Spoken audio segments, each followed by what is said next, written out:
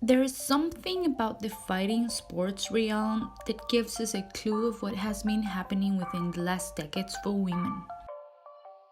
In the context of the Olympic Games, it was not until 2012 that women were allowed to participate in boxing tournaments. Not until 2004 that weight classes were reduced so that women can compete in freestyle wrestling. Or until 1992 that women's category was included in judo competitions. Historically, martial arts have been highly dominated by male performance.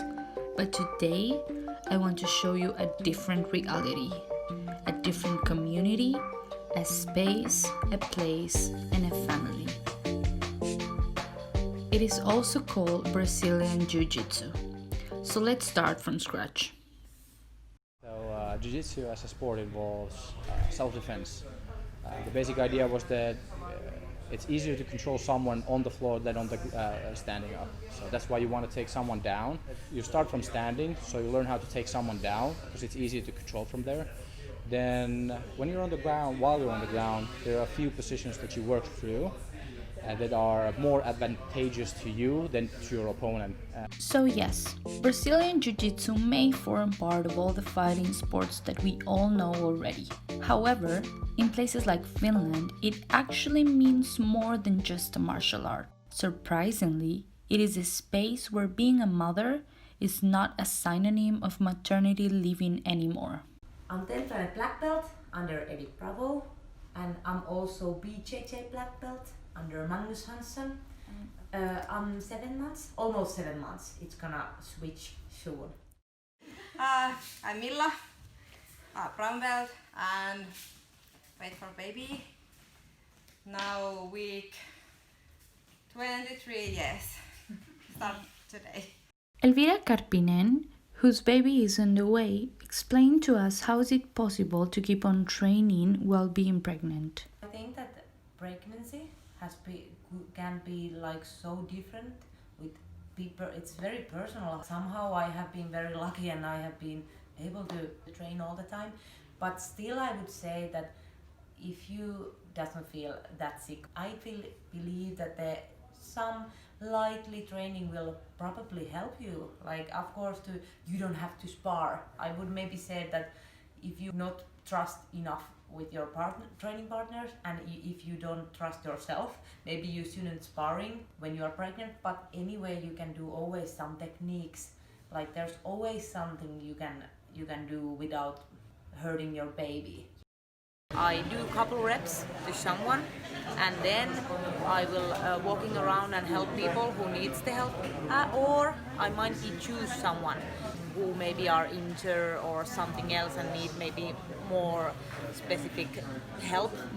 So if you ever watched a BJJ match and thought, wow, it looks like they're just crawling around like big fat horses, you may want to watch it again, because the technique behind it, it's actually what makes it possible for mothers to have a different type of training suitable with their pregnancy.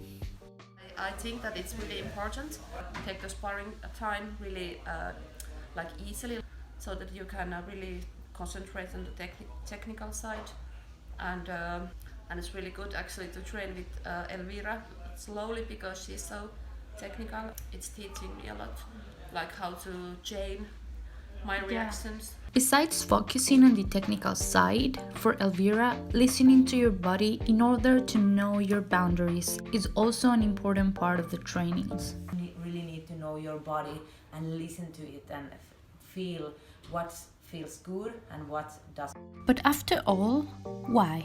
Why is it so important for women like Elvira, like Mila, like Marta, to have a space where pregnancy does not mean leaving the things you love behind, but rather doing the things you love, including the people you love?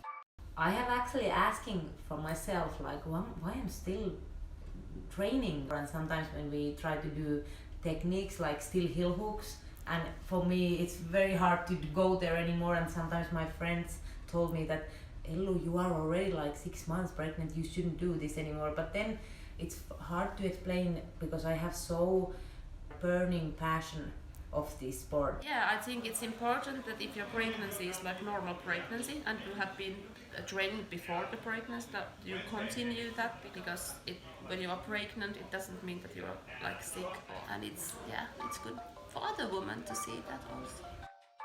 For some female practitioners, Brazilian Jiu-Jitsu is not only a sport, but it plays a very important role in their self-development. I'm Emma, I'm on a blue belt and I'm training in Helsinki Pareta Gym, BJJ. For me, Jiu-Jitsu training is competing against myself mostly. Of course you can fight against someone else, but I'm the winner when I'm learning something. I'm not comparing myself to others, like if I'm in one team, because I'm training only myself alone and only I can see my own progress. For other women, it also plays a very important role in how they identify themselves. Bueno, yo soy Amanda Villavicencio y llevo entrenando desde septiembre del 2018. Hay una película que me encanta que se llama El Club de la Pelea, en donde uno de los personajes principales dice: no te conoces a ti mismo hasta que no has peleado con alguien. Esto me esfuerza físicamente, mentalmente, espiritualmente, forja mi disciplina, forja mi carácter, me enseña a entender cuándo debo rendirme, cuándo es el momento adecuado para rendirme, ¿no? Cuándo debo decir, no, sí puedo más, y das ese paso más y lo superas todo. Y ahora amo el ejercicio.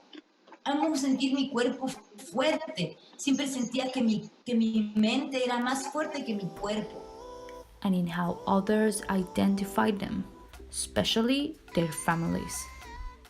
My name is Maria Vilen. I'm 39 years old and a white belt, the best belt. This hobby gives me like more like confidence and more energy, and I think that my kids also like they are proud of mother. My son have told their friend, oh, mom is not training, or maybe my daughter said, oh, you're training too much. But Brazilian Jiu-Jitsu is also a space for community, where women have developed their own. Some academies even have a specific training for female practitioners once a week. And I'm going to only with the girls, so sometimes with everybody, but usually I go to only girls because it's more not funnier. I'm Helmi and I'm how old?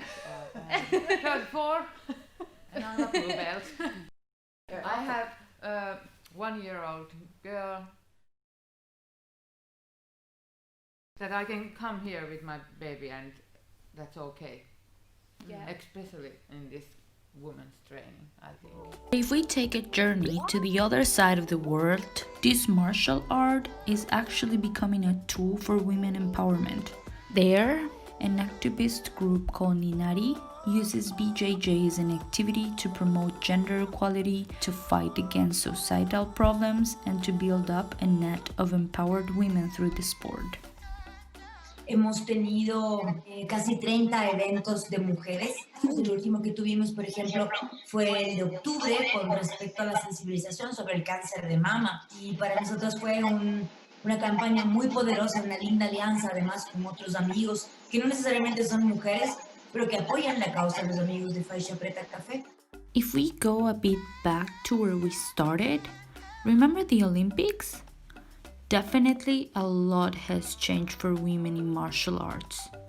Such a fascinating sport can be the perfect space for progress and equality. Pero al mismo tiempo veo un gran apoyo a nuestro colectivo, porque veo hombres hermosos y poderosos que quieren un mejor mundo, que quieren una mejor comunidad. But it can also be a space for sexism. Yo soy fanática de los hombres, me encantan. Tengo un hijo varón, tengo un esposo, tengo un padre, me encantan los hombres. Pienso que hombre y mujer es la dualidad necesaria para el progreso. Pero no estoy de acuerdo y no voy a permitir que mi hijo se críe en un gimnasio en el que los hombres dicen, ¿qué te duele la vagina? ¿No quieres luchar por eso entre hombres?